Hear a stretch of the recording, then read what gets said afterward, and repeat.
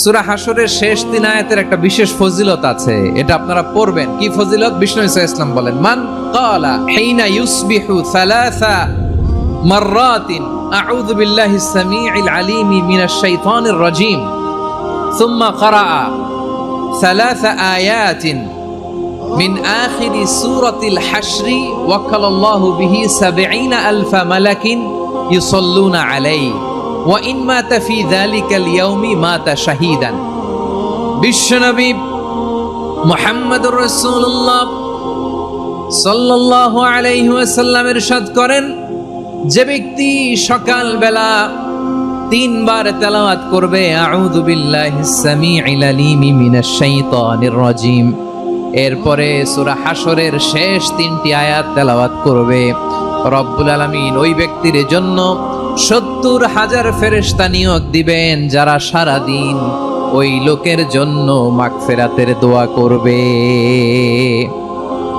শুধু এখানেই শেষ নয়, বিশ্বনবী ফরমান, ওয়া ইন মাতা ফি যালিকাল ইয়াউমি মাতা শাহীদান, ওই দিন যদি ওই ব্যক্তিটা ইন্তেকাল করে সে শহীদ হয়ে কিয়ামতের দিন আল্লাহর সামনে দাঁড়াবে।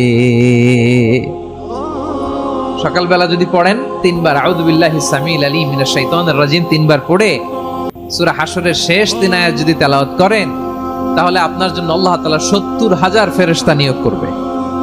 সারা দিন তারা আপনার জন্য মাগফিরাতের দোয়া করবে, আর ওই দিন ইন্তেকাল করলে আল্লাহ তাআলা শহীদ হিসেবে আপনাকে কিয়ামতের দিন দাঁড় করাবে।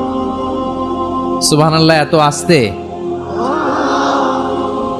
আবার সন্ধ্যাবেলায় যদি পড়েন, সারা রাতের জন্য ৭০,০০০ ফেরেশতা মাগফিরাতের দোয়া করবে।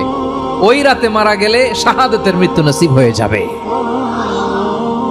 এজন্য এই দোয়াটা পড়ার দরকার আছে না নাই?